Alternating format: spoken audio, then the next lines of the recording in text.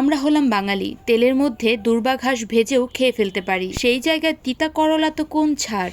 রান্নার আইটেমগুলোর মধ্যে বহুবার আমি পোলাও, মাংস, বিরিয়ানি, বিভিন্ন ধরনের মজার মজার আইটেম বাসায় যখন রান্না করি সেগুলো আপনাদের সাথে শেয়ার করেছি। আজকে আমি আপনাদের সাথে করলা ভর্তা ভাজির মজাদার একটা আইটেম করে দেখাবো। সবার প্রথমে আমি আমার পছন্দ মতো করলাগুলোকে ঠিক এরকম ভাবে কুচি কুচি করে কেটে নিয়েছি। তারপর করলা থেকে তিতা ভাবটা দূর করার জন্য বেশ কিছুটা লবণ দিয়ে করলাটাকে ভালো করে মাখতে হবে। একদম হাত দিয়ে যত পারবেন ভালো করে মাখবেন। এরপর করলাটাকে একটু সাইড করে রেখে দিবেন। এরপর একটা প্লেটের মধ্যে করলা ভর্তা ভাজির জন্য সুন্দর করে সবকিছু গুছিয়ে নিবেন। এগুলোর মধ্যে থাকবে পেঁয়াজ কুচি, আস্ত রসুন, কাঁচা মরিচ, শুকনা মরিচ। আর কড়াইয়ের মধ্যে বেশ কিছুটা তেল দিয়ে দিবেন। তারপর শুকনা মরিচগুলোকে সবার প্রথমে ভেজে নিবেন। আরেক সাইডে যে করলাটাকে লবণ দিয়ে মেখে রেখে দিয়েছিলাম সেইখান থেকে বেশ অনেকটা জল বের হয়েছে। করলা থেকে এই জলটা বের হওয়া মানেই করলা থেকে পুরো তিতা ভাবটা চলে যাবে। করলার এই জলটাকে আমি ফেলে দিব। আর এদিকে একে একে সব কিছু আমি একটু ভেজে নিব। সবার প্রথমে শুকনো মরিচটাকে আমি ভালো করে একদম কড়া করে ভেজে নিব। তারপর ভেজে নিব হালকা করে, একদম লো আছে আমি আস্ত রসুনগুলোকে সুন্দর করে ভেজে নিব। আচ্ছা, এবার আমি সবকিছুকে লো আছে একদম সুন্দর করে ভাজতে থাকি। এবার আমাকে বলে ফেলুন তো আমার এই ভিডিওটা কারা কোন জায়গা থেকে দেখছেন, স্পেশালি ময়মনসিংহ থেকে কারা দেখছেন তারা কিন্তু অবশ্যই আমাকে কমেন্ট বক্সে জানাবেন। ভিডিওটা ভালো লেগে থাকলে অবশ্যই সবাই টাইমলাইনে শেয়ার করে রাখতে পারেন। এই তো কথা বলতে বলতে আস্ত রসুনগুলো ভাজা হয়ে গিয়েছে। এবার পেঁয়াজ কুচি আর কাঁচামরিচটাকে ভাজছি।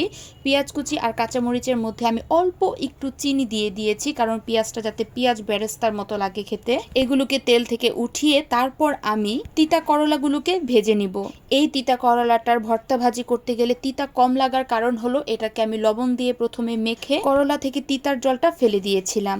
আর করলাটাকে কিন্তু আমি একদম মিডিয়াম আঁচে ভাজবো, একদম মুচমুচে করে ভাজবো। একটু সময় লাগবে কিন্তু খেতে হবে দুর্দান্ত মজার। ব্যাস, আমি কিন্তু করলাগুলোকে একদম মুচমুচে করে ভেজে তুলে ফেলেছি। তেল থেকে সবগুলো করলা সুন্দর করে উঠিয়ে রেখে দিব। এরপর করলা ভর্তা ভাজি করার জন্য পেঁয়াজ ভাজা, রসুন ভাজা, কাঁচামরিচ ভাজা, শুকনা মরিচ ভাজা আর করলা ভাজার সাথে সাথে আমি এখানে কিছু ধনিয়া পাতাও নিয়েছিলাম। করলাটাকে কিন্তু আমি একদম মুচমুচে করে ভেজেছিলাম। ব্যাস, এবার হলো আমাদের বাঙালিয়ানার বাঙালি ভর্তা। হাত দিয়ে কোনো ভর্তা যদি না মাখা হয় সেই ভর্তার স্বাদ কখনোই আসে না। আমি পরিমাণ মতো অল্প একটু লবণ নিয়ে সবগুলো আইটেমকে সুন্দর করে চটকিয়ে চটকিয়ে মেখে নিব। এই করলা ভর্তা ভাজিটা আমি হাত দিয়ে যত মাখবো সেটার স্বাদ তত বাড়বে। আমি তো প্রায়ই হয়তোবা মাছ, মাংস, বিরিয়ানি বা বিভিন্ন ধরনের আইটেম ঘরে যখন রান্না করি সেগুলো আপনাদের সাথে শেয়ার করি। আজকে একটা ইউনিক রেসিপি আপনাদের সাথে শেয়ার করলাম।